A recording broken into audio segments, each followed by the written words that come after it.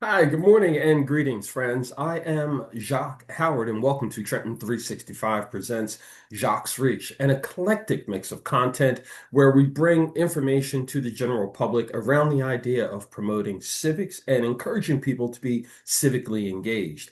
Jacque's Reach, Reach stands for Recreation, Environment, Art, Civics, and Health. So it's a bit of an acronym.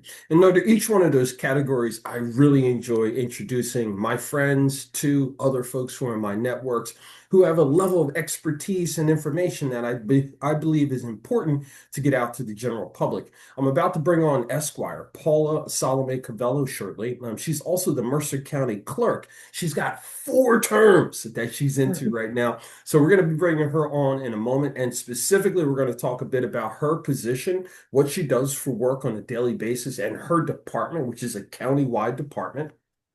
We're going to touch on some of the successes that she's had over the last 4 terms, and then we're going to talk about the Real ID and passport services.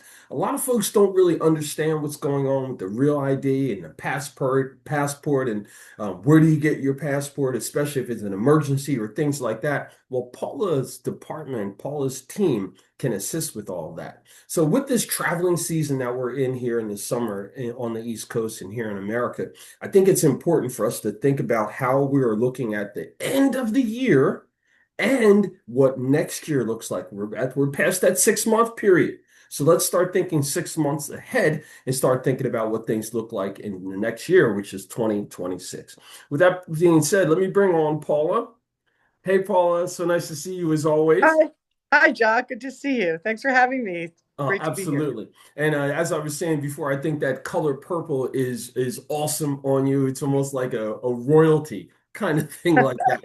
And I always like to Thank give you. you're welcome, give folks their flowers. I was fortunate enough to know Paula's mother when she was a teacher in the Ewing High public school system for a while, and I had her as a student. And then when I became an adult and got older, realized that, wow, I know your mom. And you're doing this awesome work. And then I found out about our dad, who was very involved in civic engagement and politics as well. So Yeah. as the saying goes, the fruit doesn't fall far from the tree. So you are Oh, thank very you so much. It's yes, so nice to be. Yeah. you're very engaged in community service and offering up your skill set to help the general population, and I appreciate you and thank you for that. So let's talk a little bit about your position as the Mercer Okay. County Clerk, what that job entails, and then I really would like for you to drill down on some of the services, in particular passports and any information you can share about Real ID. Okay, sure. So it's so good to be here, first of all, and happy summer. I, Yeah. yeah, I do want to, like, our office is always busy, but we just finished the primary election, and my office oversees printing of ballots, issuing vote by mail ballots, and counting the final ballots and certifying the vote. So thankfully, it was a very high turnout for a primary because we had a gubernatorial election for the Democrats and the Republicans. So we put that to rest now. And now we're moving forward. We have getting ready for the general election, and we'll do the same thing. I'm the property register. So I'm the person that oversees all recordings of properties, which land records, deeds, mortgages. Anytime you buy or sell a property in Mercer County, it goes through my office. That's been very busy, which is a good thing. That means people are starting to sell houses again and buy houses. So we're doing that. My office is also responsible for issuing notary public. So if you want to become a notary public, you can come to my office and I'll swear you in. You have to apply through the Department of Treasury, and then we swear in new notaries. We also are responsible for registering trade names. So if you don't want to incorporate a business, but you just want to open a business, a small business, we can record your trade name. So we have a lot of different things that we do. That's not everything. We issue passports. So that's we don't actually create the passports, but we process the applications for the U.S. Department of State. And that is, I know what we want to talk about today. And that's been very busy as well. And I will say a little bit tied to the new presidential administration, because many people who were born in other countries, but their children were born here, have been visiting us in large numbers to make sure their children are getting passports. So we've got a lot of people coming in of mostly Spanish backgrounds, but all different ethnicities. We're also very busy because of the Real ID law. Mm. So a lot of people are coming in to get passports um, because they can't get Real ID at the motor vehicle division. Mhm. So we're really busy with that, and we're always happy to have more customers. We have two locations for that. We have one in Trenton and one in Hamilton, where we process passport applications. So please visit us. The center in Hamilton, you need an appointment for, but in Trenton, you do not. Mhm. Now, Paul, when you talk about the passport services, you don't, well, can you just go into a little bit more detail about some of the processes, what people need to do, and then realistically what they can expect? Because I know that some people think, oh, I'll just go here, I'll do this, I'll pay this fee, and then I'll walk out with my passport. And that's not how it works. Right. No. What you do when you come into our office is you come in, you can fill out an application on site. We'll even take your picture at the county clerk's office. You have to pay your fees. So that's not. We have a $35 fee for the county, but the U.S. Department of State, the federal fee, is $130 now. But remember, it's good for 10 years. So you come in, you apply for your passport.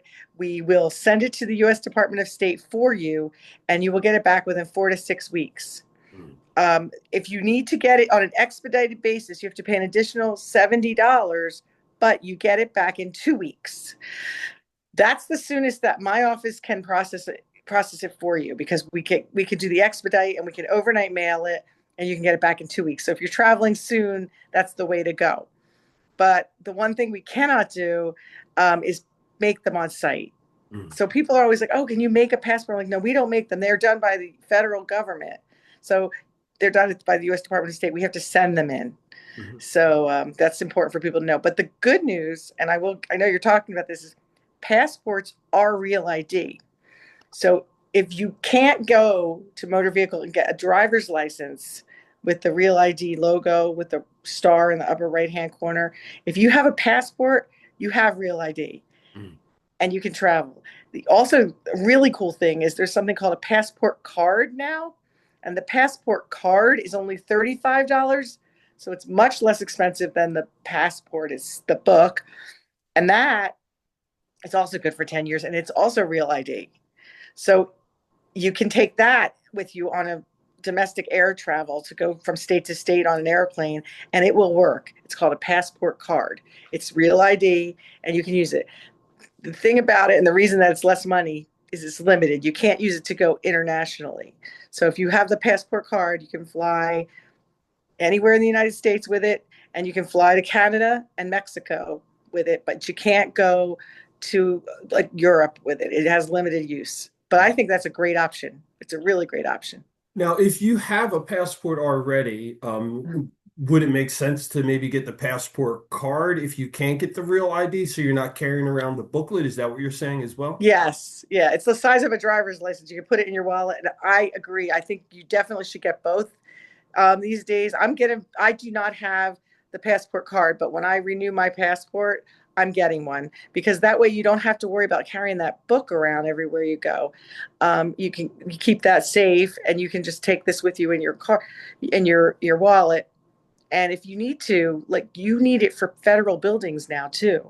You have to have Real ID, not just to travel on a plane, but you need it to go into a federal building, and you need it, say you wanted to go to a federal park and they wanted ID, we need a Real ID. So it's a good idea to have one that you can carry with you. Mhm. Now, I know that for years, I've talked to you for years about this real ID. Hey, it's coming, it's coming, it's coming. People should get prepared. These are the different things that we can do. It seems as though now that, the deadline was extended and now it has passed. And now, like many things with us humans, people are running around frantic because they don't know. They may have a trip that's coming up. They don't know really where to go to get the information, etc. What would you like to say to some of those folks to kind of guide them along or ease their discomfort? Well, one good thing is they will let you travel as of this right now with without a real ID because they realized that it was just too much chaos. A lot of people didn't know they needed it. So the problem is if you don't have a real ID, there's a much longer line. You got to call your airline and they'll tell you you might need to bring your birth certificate and other documents if you don't have a real ID. So you don't want to be in that line, right? It's going to be a lot longer. If you have the real ID, you can go right through. You can either the passport card, or the real ID. Real ID driver's license is the it has a star in the upper right corner. You have to go to the Motor Vehicle Commission of New Jersey to get one if you live in New Jersey. The lines have been very long, and it's almost impossible to get an appointment. Hmm. Hopefully, that will die down soon. I had talked to motor vehicles about it because people call me because they think that I have something to do with the Motor Vehicle Commission, and I don't. We do passports, we do passport cards. You got to go there. And I think that, it's starting to die down a little bit now because the deadline was in May. And, but it's still difficult to get an appointment. So come get the passport, come get the passport card. We don't have those kinds of lines and we can take care of you. Mhm.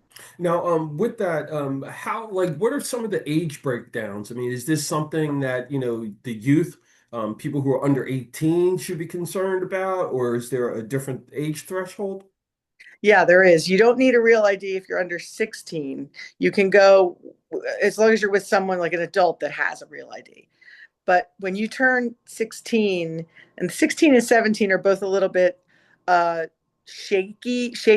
You can get a passport on your own at that point. You can get a passport card at that point on your own. But you don't have a driver's license when you're 16. So I would recommend you get the passport, a passport card, or you have to travel with a person that has it, like a parent. Hmm. At 17, you can get the real ID, so you can use that.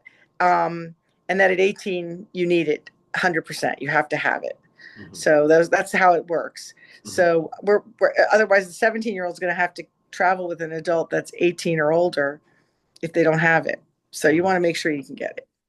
So that's one of those tricky things, like with the age threshold, 16, 17, 18. So if folks are right around that age, they're going to have to do a little bit more homework just because of how the guidance has been Yes. suggested, for real ID, driver's license, and passports. Yeah, I recommend they call the airline if they're traveling. Call the airline if you're 16 or 17 and find out what they want from you because you want to make sure you can travel. All right, great. So the passport services, thanks for all of that information.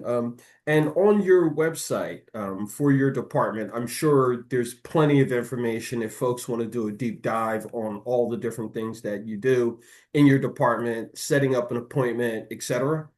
Yes, we have a really great website. It's on www.mercercounty.org. Click on County Clerk, and then you'll see all of our services.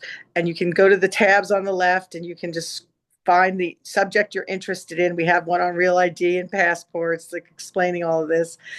We have one on elections, and with elections and the governor's race on the ballot this year, as well as my own, I'm running for reelection this year, and many other races, assembly. So you want to go on there and you want to find out like where can I vote. We have a link to go to direct you to your polling location. You can find out about drop boxes. So if you vote by mail, and we encourage that because that way you get your ballot and you get it in on your own time and it's when you're convenient for you. But Mhm. when you vote by mail, you can put it in a drop box and it doesn't have to go through the US mail. It comes right to back to the Board of Elections office and gets counted. So it saves you from worrying about the mail and the mail delivery. And honestly, with the fact that the president has cut the staffing at the post office, we prefer the drop boxes because you don't know where that mail is going to go and how long it's going to take to get there. So you put it in a drop box. There are 4 in the city of Trenton.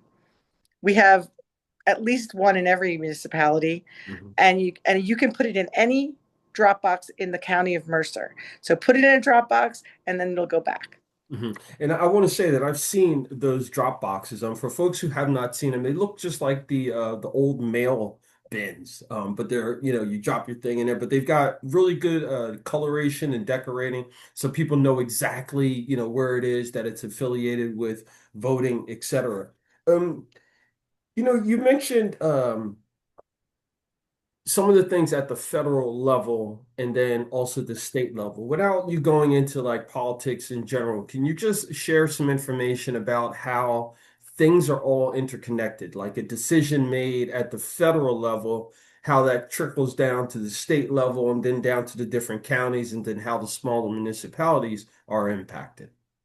Absolutely. There's so many things happening federally that like we as the county have to deal with the ramifications of that. So for example, as I stated, they cut the funding at the post office. That was the president. They run the federal postal system, which is throughout every state. But by cutting the staff, it impacts vote by mail because now we've got to worry about those ballots getting where they need to be in a timely manner. The other thing is like, when they cut funding for programs like, Meals on Wheels, things of that nature, the county has to absorb it or the state, or it's going to go away. Like, so one way or another, somebody's got to pay for that or it's not going to be there. The other thing that we're seeing is like I had talked about the um, passports and the fact that the Real ID people are coming in for passports now that are Spanish speaking countries in huge numbers because the immigration crackdown has caused people to come to get passports from our office. And so a lot of things are impacted. That's just my office. I've talked about a few things, but it's happening to every state and county office. When things get cut, if it's not picked up by the county or the state, it's going to be gone. And I don't think people realize that. Mhm. Yeah.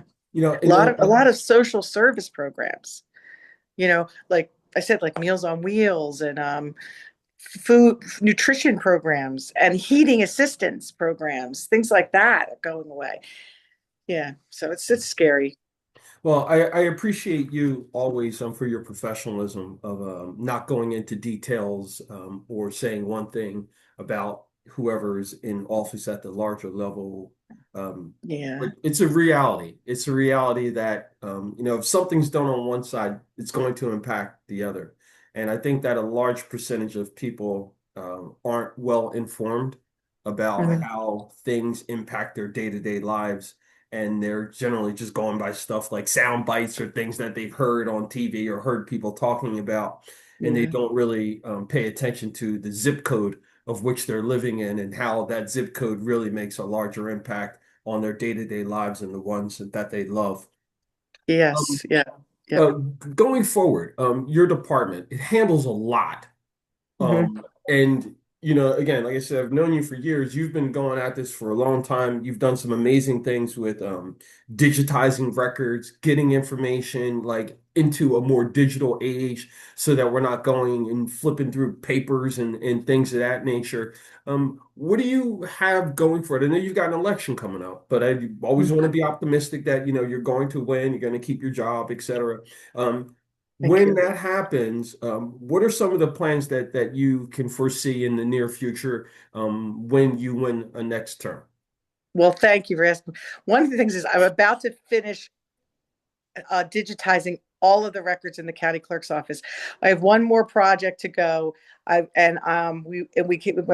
actually going out to bid for that right now.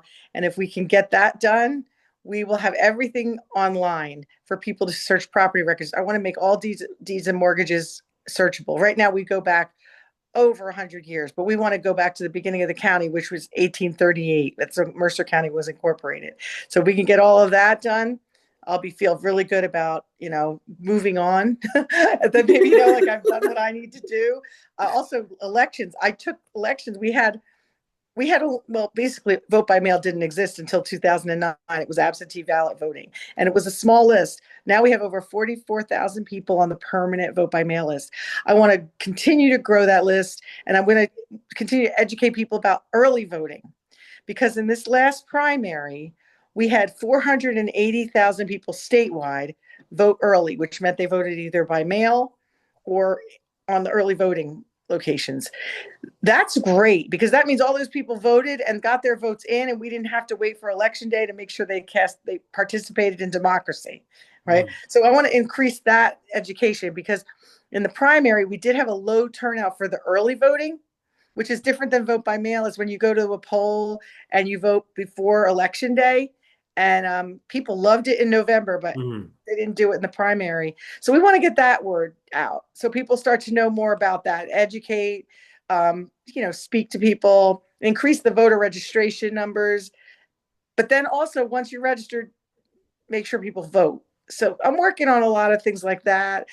And I feel like, that's like, I do want to expand my veteran services. We are thinking about moving the veteran ID cards to the county connection office in Hamilton because people have been asking for that for years. I just have to, we have to get a new system so we can do it in both locations and they can connect to one another. So you can't get it. If you get an ID in Hamilton, we'll know. And then if you get it in Trenton, we'll know. So we're working on that for the future as well. So those things we're working on. I'm working on right now in the immediate future. Mm. Well, listen, Paula Sollami Covello, Esquire, and also the Mercer County Clerk, thank you for talking to me about the Real ID, voter registration, passport services, notary public, the digitizing of so many records. And you want to go back to digitizing all of our records back to 1838 in Mercer County, which I'm sure would be pretty awesome for historians to be able to go online and look and search something back to the beginning of our county. And then also, I want you to know that anything that I can do, Trenton 365, to help you get the word out, that's going to help with democracy, civic engagement, et cetera, and in particular with the veterans that are in our midst. Just let me know anything that I can do to offer up the airwaves or whatever to get some support. Because in my day to day, when I'm communicating with people and they're saying these different things to me, it gets stuck in my head. I'm like, okay, well, let me call Paula. Let me get Paula on the air. Let's get some of this information. To now know that one of your focuses coming up is going to be on veterans is Mhm. something that I believe is very much needed. And with the changes at the federal level, I'm assuming that our veterans are probably going to be one of the larger populations that is going to be left out in some Yeah. capacity. And it behooves us to make sure that we're doing everything that we can to offer up the services that we have for everybody, but in particular those who fought and did so many different things, sacrificed so that we could have these privileges. I appreciate you for having that be one of your focuses. In Thank you. finishing up, is there anything else that you'd like to say? Oh no, I just wish everyone. I hope that everybody has a happy holiday weekend. One other thing with regard to the vets, we do offer free veteran ID cards 4 times a year. So during the week before and after 4th of July, you can get a free veteran ID. You can get them the week before and after Veterans Day in November, and the week before and after Pearl Harbor Day in December. So but we want to do more, like I said. But no, so those are good things for people to know. And we do, we also do county ID cards too for people that they're not real ID. My county IDs are not real ID, but you can come into our office and get a county ID card that you might need for services like local services. It shows that you're a resident of Mercer County. So those are good things to know. And I just really appreciate you and that you work so hard to get the word out to people in the city and in the county. Thank you, Jacque, for everything. You're welcome. Thank you so much, Paula Sollami Covello, Esquire, also the Mercer County Clerk. She'll have an election that's coming up soon, and we wish you the best of luck. Thank you so much as always, and we'll talk to you soon, all right? Thank you. Bye bye. You're welcome. And there you have it, folks. Just another conversation with someone else who's in my network who's doing some amazing work and who's a human being that is ready and willing to assist, to offer up education, support, share knowledge and wisdom so that we all can build a better community together. In closing, folks, remember, it's always about justice, peace, and humility.